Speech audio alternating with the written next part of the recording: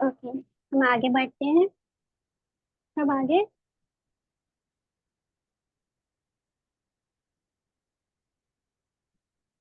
ठीक है, हम आगे बढ़ते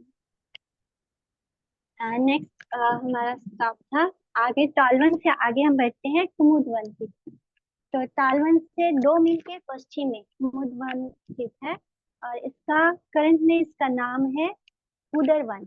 अभी उसे कुमुदवन नहीं बोलते, कुदरवन बोला जाता है। यहाँ पर एक कुंड है जिसे कुमुदिनी कुंड भी बोलते हैं, या विहार कुंड भी बोलते हैं। श्री कृष्ण एवं श्री बलराम जी सखाओं के साथ यहाँ पर गोचरण करते हुए इस स्थान पर, जो कि बहुत ही ब्यूटीफुल प्लेस है, यहाँ पे विचरण कर।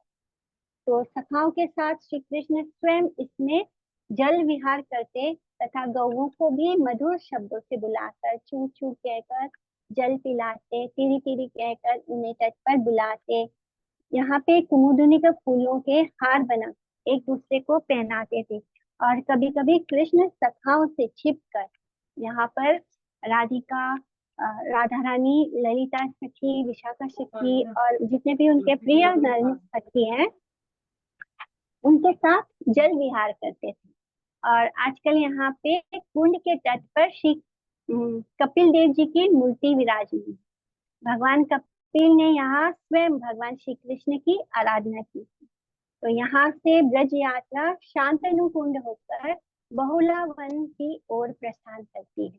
और आसपास में उस पार मानको नगर आता है, लगायो, अ, मानको नगर, लगायो, गणेशरा यानी गंडेश्वरी वन, गतिहा, आयोरे, गौराई, छतीखरा, गरुड़ गोविंद, ऊंचा गांव आदि दर्शनीय लीला स्थलियां हैं। यहाँ से जब हम आगे बढ़ते हैं तो ये सारे स्थान आते हैं।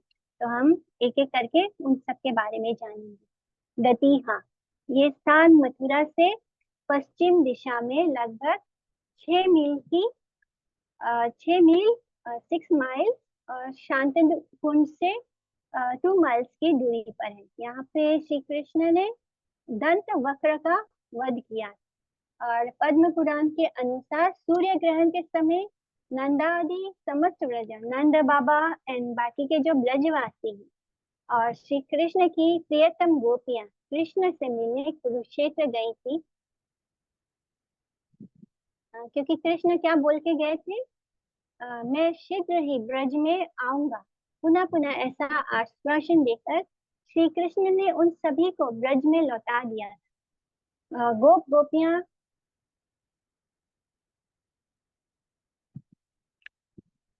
गोप गोपियां नंद बाबा के साथ ब्रज में लौटे, किंतु गोकुल महावन ना जाकर वो दतिया के पास ही यमुना के उस पार कृष्ण की प्रतीक्षा करने लगे। जब सब लोग कुरुक्षेत्र में श्री कृष्ण से मिलने गई थी, सारी गोपियां ब्रजवासियां, तब कृष्ण ने उनको बोला था कि मैं जल्दी वापस आऊंगा, बहुत आश्वासन दिया था।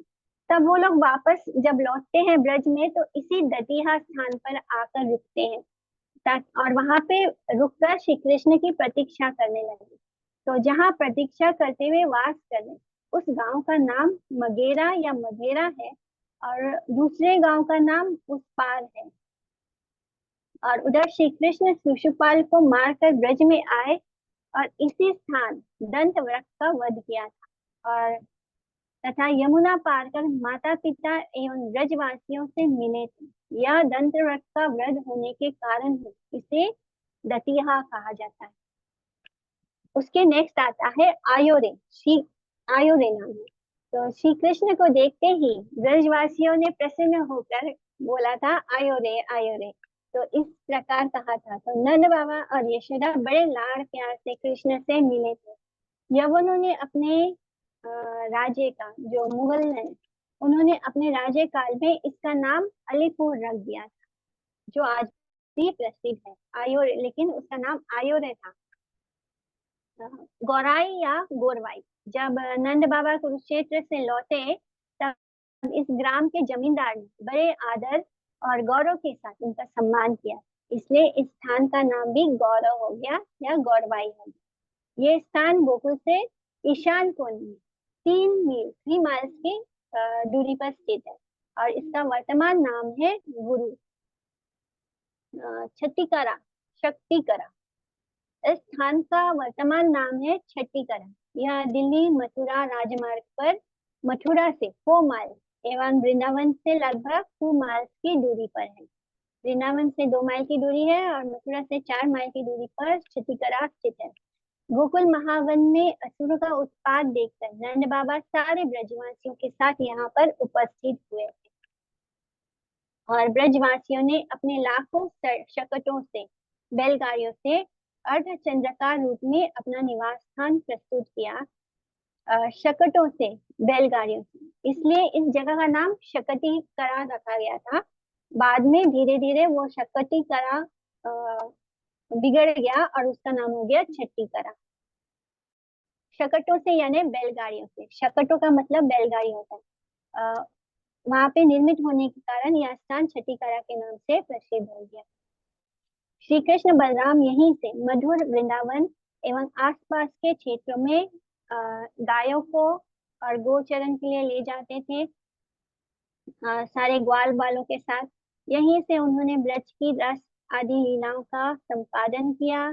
और उस समय वृंदावन समृद्ध नगर नहीं बल्कि नाना प्रकार के कुंज, लता एवं रमणीय वनों से सुसज्जित था। यानी वृंदावन जो था वो वनों का समूह था। वहाँ पे बहुत सारे वन थे और बहुत सुंदर सुंदर वन थे वृंदावन में। तो यहाँ पे यही श्री कृष्ण का लीला विलास का स्थल। यहाँ पे श्री कृष्ण ने बहुत सारी लीलाएं की थी। उसके नेक्स्ट आता है गरुड़ गोविंद। छठीकरा के पास ही गरुड़ गोविंद आता है। श्री कृष्ण की विहार स्थली है। एक दिन श्री कृष्ण गोचरण करते हुए सखाओं के साथ यहाँ नाना प्रकार की क्रीड़ाओं में मगन थे। वे बाल क्रीड़ा करते हुए श्री राम सखा को गरुड़ बनाकर उसकी पीठ पर खुद बैठकर इस प्रकार खेलने लगे मानो वे लक्ष्मीपति हैं और नारायण हैं और गरुड़ की पीठ पर सवार हैं। इसलिए आज भी गरुड़ बने हुए श्री राम तथा गोविंदा जी यहाँ दर्शन देते हैं। तो यहाँ पे जो गरुड़ है वो श्री रामा है, भगवान कृष्ण के मित्र हैं जो गरुड़ बने हैं और उनके कंधे पर बैठे हैं श्री कृष्ण। तो इसलिए इस मंदिर में को गरुड़ गोविंद कहा गया है। और भी अन्य प्रसंग आते हैं। राम अवतार में जब श्री रामचंद्र जी ने मेघनाथ के द्वारा नाग पास में बंद कर असहाय हो गए थे, उस समय देवर्षि नारद से संवाद पाकर गरुड़ जी वहां उपस्थित हुए। उनको देखते ही नाग श्री रामचंद्र जी को छोड़कर भाग गए।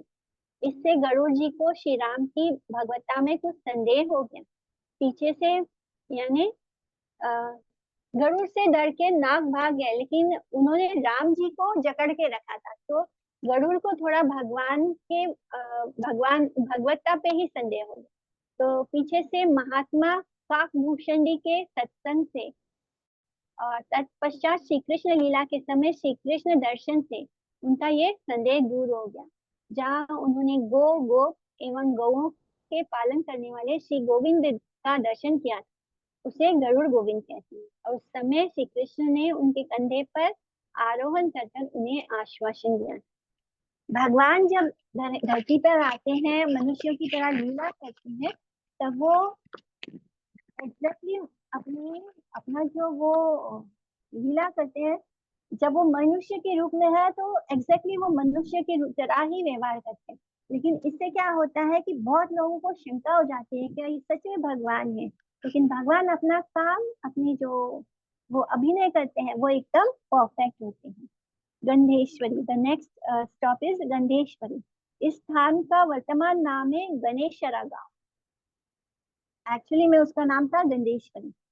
श्री कृष्ण ने गोचारण के समय सखाओं के साथ गंध द्रव्यों का अपने अपने अंगों में धारण किया था, यानी खुशबू वाले द्रव्य को धारण किया। कहते हैं यहाँ सहेलियों के साथ पास ही में छिपी हुई श्रीमती राधिका के अंगों से। तो एक बार राधा रानी वहां पे छिपी हुई होती है और उनके अंग से जो गंध निकलता है, जो खुशबू होती है, श्री कृष्ण वहां पे आते हैं और कृष्ण राधा रानी को नहीं देखते हैं, लेकिन राधा रानी की खुशबू उनके नाकों में नोस्ट्रिल से जाती है और वो खुशबू के कारण क्या होता है, कृष्ण बेहोश होने लग जाते हैं, उनके सर का मुकुट गिर जाता है, मोर पंख गिर जाता है, उनके आंखों से बांसुरी भी फिसल जाती है। तो राधा रानी को देख के कृष्ण की ऐसी दशा हो जाती है, इसलिए इस स्थान का नाम गंधेश्वरी है। तो यहाँ पे कृष्ण यानी पूरी तरह से वो बेहोश होने लगते हैं। तो राधा रानी की जो खुशबू है, जो गंध है, इसलिए इस स्थान का नाम हो गया गंधेश्वरी। और श्रीमती राधिका का दूसरा नाम है गंधर्वा। उन्हीं के नाम के अनुसार यहाँ पे एक कुंड है जिसका नाम है गंधर्वा। और आज भी श्री राधा कृष्ण के विलास की ध्वजा फहरा रहा है। और गंधेश्वरी का अब भ्रंश ही वर्तमान में गणेशरा नाम हो गया है। नेक्स्ट गांव आता है खेचरी गांव। यह गांव मथुरा के पश्चिम में 2 मील तथा शांतनु कुंड में से ईशान कोण में 1 मील की दूरी पर है। खेचरी का तात्पर्य क्या है? खेचरी का मतलब होता है आकाश में विचरण करने वाली राक्षसी पूतना से है। कंस ने इसके प्रभाव को जानकर इसे अपनी बहन बना लिया था, पूतना को अपनी बहन बना लिया था। और उसी के अनुरोध से विविध प्रकार के रूप धारण करने वाली, बालों के रुधिर एवं मांस को भक्षण करने वाली अपवित्र पूतना माता का सुंदर वेश धारण करके स्तनों में कालकूट विष भरकर नंद भवन में कृष्ण को मारने आई थी। लेकिन उनकी भगवान की अहेतु की कृपा के सागर श्री कृष्ण ने उन्हें अ, माता का वेश धारण होने के कारण, बस क्योंकि उसने माँ का स्वरूप धारण किया था पूतना ने, और लेकिन उसने स्तनपान तो कराया लेकिन विष पिलाया था, लेकिन फिर भी उसने मातृत्व का रोल प्ले किया। माँ की तरह उसने उनको दूध पिलाया, जिसके कारण कृष्ण ने उनको माता का स्थान दे दिया। और इस तरह ये पूतना राक्षसी का निवास स्थल है, इसलिए इसको खेचरी गांव बोलते हैं। शांतनु कुंड, यहाँ पे नेक्स्ट आता है शांतनु कुंड। ये स्थान महाराज शांतनु की तपस्या स्थली है। इसका वर्तमान में नाम है सतोहा। मथुरा से लगभग 3 माइल्स की दूरी पर गोवर्धन राजमार्ग पर ये स्थित है, और गोवर्धन जानने वाले रास्ते पर ये स्थित है। तो महाराज शांतनु ने पुत्र कामना से यहाँ पर भगवत आराधना की। और प्रसिद्ध भीष्म पितामह इनके पुत्र थे। भीष्म पितामह की माता का नाम गंगा था, लेकिन गंगा जी विशेष कारण से महाराज शांतनु को छोड़कर चली गई थी। और महाराज शांतनु मथुरा के सामने यमुना के उस पार एक धीवर के घर रूप लावण्यवती उर्वशी की कन्या सत्यवती मत्स्य गंधा या मत्स्य दरी को देखकर उससे विवाह करने के इच्छुक हो गए। किंतु जो धीवर दाशराज है, महाराज को अपनी पोष्य कन्या को देने के लिए प्रस्तुत नहीं हुआ। उसने कहा, मेरी कन्या से जो पुत्र उत्पन्न होगा उसका राज्य अधिकारी होगा। उसने कहा, मेरी इस शर्त का स्वीकार करने पर ही आप मेरी पुत्री के साथ विवाह कर सकते हैं या उस कन्या को ग्रहण कर सकते हैं। तो महाराज शांतनु युवराज देवव्रत, उस समय भीष्म पितामह यंग थे तो उनका नाम देवव्रत था। तो वो देवव्रत के कारण विवाह करना अस्वीकार कर दिया। शांतनु को जो मत्स्य गंधा है, अ, जिसके द्वारा वेद व्यास जी का भी जन्म हुआ था, वो मत्स्य गंधा से उसका नाम था सत्यवती। तो वो पसंद आ गई थी, लेकिन उस सत्यवती के पिता बोलते हैं कि अगर मेरी बेटी को जो पुत्र होगा, अगर वो तुम्हारे पूरे राज्य का अधिकारी होगा तभी तुम मेरी पुत्री से विवाह कर सकते हो। लेकिन ये सुनकर महाराज शांतनु विवाह करने से इनकार कर देते हैं, लेकिन मन ही मन वो दुखी रहने लगे। तब जो भीष्म पितामह थे देवव्रत, को उनको ये बात मालूम पड़ती है, और फिर वो धीवर के घर पहुंचते हैं और उसके सामने प्रतिज्ञा करते हैं कि मैं हमेशा यानी मैं आजन्म ब्रह्मचारी रहूंगा, और मत्स्य गौरी के गर्भ से उत्पन्न बालक ही तुम्हारा जो दोता होगा, जो तुम्हारा नाती होगा, वही राजा बने। ऐसी प्रतिज्ञा कर उस धीवर कन्या से महाराज शांतनु का विवाह करवाया। और इससे प्रतीत होता है कि जो महाराज की राजधानी हस्तिनापुर होने पर भी शांतनु कुंड में भी उनका एक निवास स्थल था। यह शांतनु कुंड है और जहाँ संतान की कामना करने वाली स्त्रियां इस कुंड में स्नान करती हैं। और इस कुंड के पीछे, जो मंदिर के पीछे गोबर का सतिया बनाकर पूजा करती हैं। और शांतनु कुंड के बीच में ऊंचे टीले पर शांतनु के आराध्य श्री शांतनु बिहारी जी का मंदिर है, कृष्ण जी का मंदिर है। तो यहाँ पे जिन जो निसंतान होती हैं, जिनको संतानों की कामना होती है, वो आकर इस कुंड पे पूजा करती है, प्रार्थना करती है। इसके नेक्स्ट आता है बहुला वन। बहुला वन एक बहुत ही सुंदर और रमणीय वन है। यहाँ यह स्थान बहुला नामक श्री हरि की सखी का निवास स्थल है। एक सखी का नाम बहुला था, एक गोपिका, उसके उसका ही निवास स्थल है।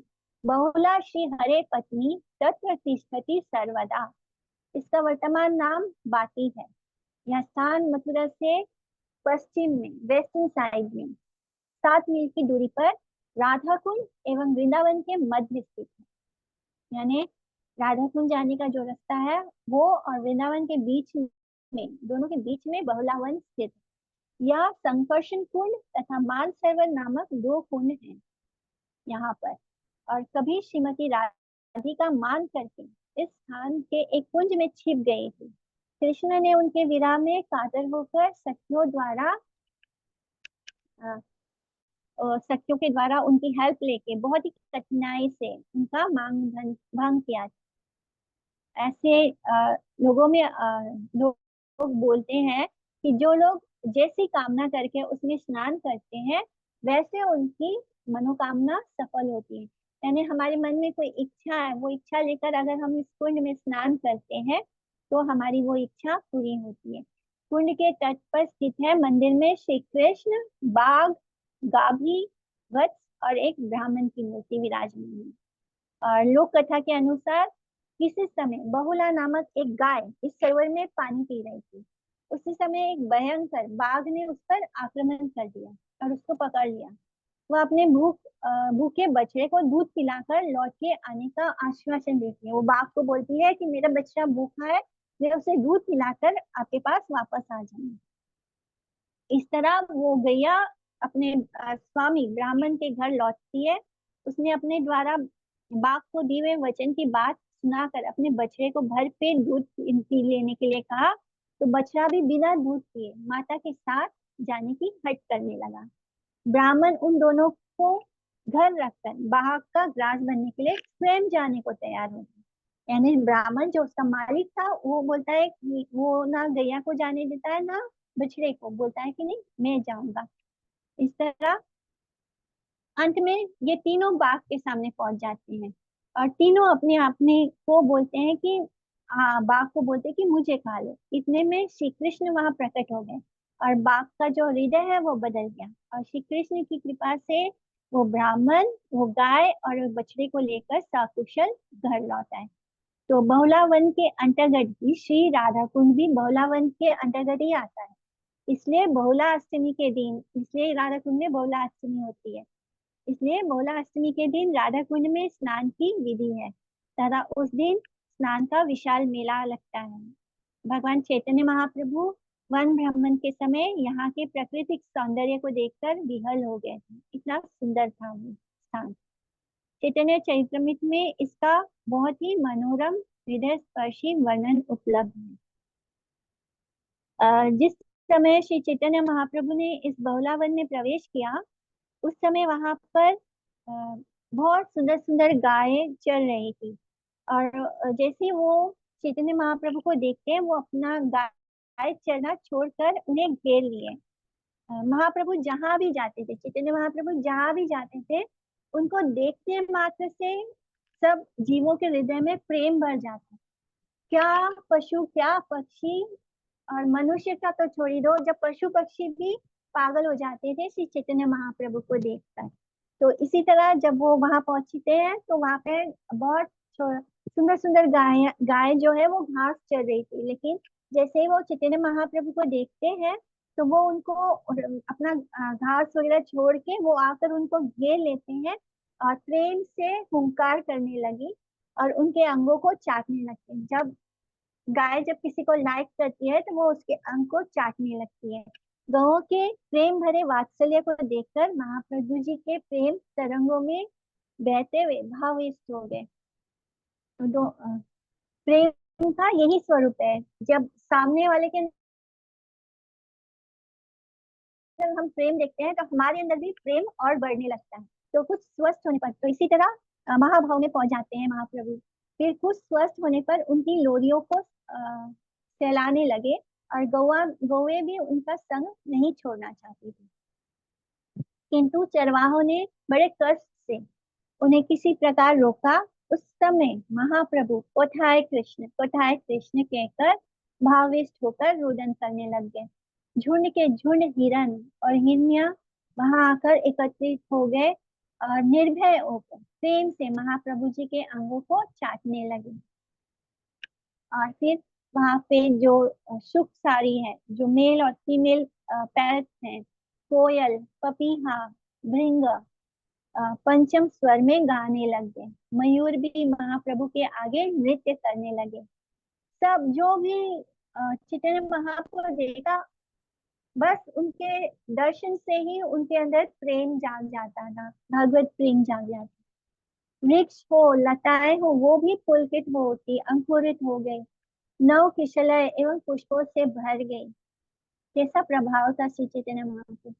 वे प्रेम पूर्वक अपनी टहनी रूपी कर पलों से जो डाल होते हैं पेड़ के, वो नीचे झुक कर भगवान के चैतन्य महाप्रभु के चरणों में पुष्प अर्पित करते हैं, फलों का उपहार देने लग गए। महाप्रभु वृंदावन के सभी के तो पेड़ पौधे होते हैं वो स्थावर होते हैं, और जंगम बने जितने भी पशु पक्षी जानवर जीव हैं वो सभी के उच्छ्वलित भाव को देखकर और भी अधिक उन सबको भाव में देखकर चैतन्य महाप्रभु और भी भाव हो गए, यानी उनके अंदर भाव और बढ़ जाते हैं। जब महाप्रभु भाविष्ट होकर कृष्ण बोलो कहकर उस स्वर में रुदन करते हैं तो ब्रज के स्थावर जंगम भी सभी जैसे जैसे महाप्रभु बोलते हैं कृष्ण बोलो, तो जितने पेड़ हैं, पौधे हैं, पशु हैं, पक्षी हैं, वो भी उसको इको करते हैं और बोलते हैं कृष्ण बोलो। महाप्रभु जी कभी कभी हिरन और हिरनियों के गले को पकड़कर बहुत ही कातर स्वर से रोने लगते हैं, रुदन करते हैं। वो हिरन और हिरनियों के गले को पकड़कर रोने लगते, प्रेम के अश्रु उनके आंखों से बहने लगते, उनके मुखारविंद पर प्रणय भरी दृष्टि से निहारने लगते। कुछ आगे बढ़ने पर महाप्रभु जी ने देखा कि आमने सामने वृक्षों की डालियों पर सुख सारी परस्पर प्रेम कला करते हुए श्री राधा कृष्ण के युगल का गुणगान कर रहे हैं। तो ये लीला है बहुत सुंदर। जब चैतन्य महाप्रभु वृंदावन में थे तो एक स्थान पर शुक और सारी यानी male parent and female parent, वो दोनों जो मेल पैरेट है वो कृष्ण के पक्ष में बोलता है, जो फीमेल पैरेट है वो राधा रानी के पक्ष में बोलती है। तो इन दोनों को चैतन्य महाप्रभु ने सुना था, वो दोनों जो बोलते हैं। बहुला वन में ये लीला हुई थी। शुक जो है वो मेल पैरेट है, वो बोलता है कि मेरे कृष्ण जो है वो मदन मोहन है। सारी बोलती है मेरी राधा उनके वाम भाग में है, जब तक अन्यथा केवल मदन मोहन ही है। फिर शुक बोलता है कि मेरे कृष्ण ने गिरिराज को धारण किया। तो सारी बोलती है क्योंकि मेरी राधा ने उनमें शक्ति का संचार किया था, अन्यथा धारण करने कैसे करते। माने कृष्ण राधा रानी के बिना कुछ नहीं है।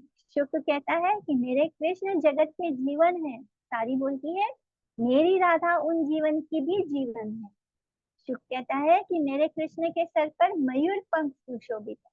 सारी बोलती है क्योंकि मेरी राधिका नाम उसमें अंकित है, क्योंकि राधा का नाम उस मोर पंख में अंकित है, इसलिए कृष्ण के सर पर वो मोर पंख सुशोभित है। शुक कहता है मेरे कृष्ण के सर पर बाई और झुका हुआ मोर पंख है। तो सारी कहती है क्योंकि वह मेरी राधा के चरणों में झुकना चाहती है। वो मोर पंख इस तरफ क्यों झुका होता है सिर के? क्योंकि वो मोर पंख राधा जी के चरणों को प्रणाम करना चाहता है। शुक कहता है कि मेरे कृष्ण जो है वो चांद है। तब सारी कहती है कि मेरी राधा चांद पकड़ने की फांद है, यानी वो चांद को पकड़ने वाली फांद है। शुक ने कहा वृथा कला की आवश्यकता नहीं, दोनों मिलकर युगल किशोर का गुणगान करते हैं। सारी ने कहा कि मुझे मुझे ये स्वीकार है। तो गोविंद लीला अमृत के 13वें सर्ग में 26वें श्लोक में शुक वाक्य आता है ये। सौंदर्यम ललना लल नली धैर्य दलनम लीला रमस तंभिनी तीर्यां कुंदुकिताद्रि वर्यम माला पारे पराधम्बुना शीलम सर्वजनानुरंजन महो यस्यायम यस्यायमस्मत् प्रभु विश्वम विश्वजननी कीर्ति वतात कृष्ण जगन जगन मोहन श्री राधिकाया प्रियता। ये सारी का वाक्य है। श्री राधिकाया, बस यहाँ पे हम स्टॉप करेंगे। श्री राधिकाया प्रियता स्वरूपता सुशीलता नर्तन गान चातुरी गुणालिंपट कविता चा राजते जगन मोहन चित मोहिनी वंशीधारी जगन्नारी चितहारी सारा सारी के बिहारी गोप नारी गिरजियान मदन मोहन। तो श्री चैतन्य महाप्रभु सुखसारी के इस प्रेम कला को सुनकर इतने विहल हो गए कि वे स्थिर नहीं रह सके, मूर्छित होकर बेहोश होकर पृथ्वी पर गिर पड़ते। और उनके साथियों ने उन्हें किसी प्रकार दोबारा होश में लेकर आते हैं और उसके बाद वो ब्रज परिक्रमा में आगे बढ़ते हैं। तो यहाँ पे नेक्स्ट गांव आता है शकना गांव, या बाकी गांव से 1 मील की दूरी पर स्थित है। यहाँ पर बलभद्र और दाऊ जी के दर्शन हैं। तो यहाँ पे आज हम अपनी यात्रा रोकते हैं एंड कल हम तोश गांव से आगे बढ़ेंगे। हरे कृष्णा। सॉरी, बहुत देर कर दी मैंने। वांछा कल्पतरुभ्यश्च कृपा सिन्धुभ्येव च पतितानां पावनेभ्यो वैष्णवेभ्यो नमो नमः। सभी को मेरा दंडवत प्रणाम। हरे कृष्णा। हरे कृष्णा। दंडवत प्रणाम माता जी। दंडवत प्रणाम माता जी। हरे कृष्णा माता जी की दंडवत। हरे कृष्णा जी, दंडवत प्रणाम। हाँ, दंडवत प्रणाम एवरीवन। हरे कृष्ण दीदी।